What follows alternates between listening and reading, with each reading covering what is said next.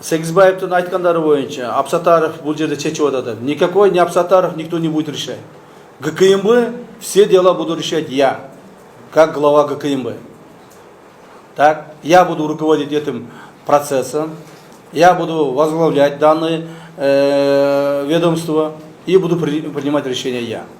Естественно, наши уважаемые сотрудники в этом мне будут помогать, в этом будет собирать все соответствующим образом документирование. Так. По части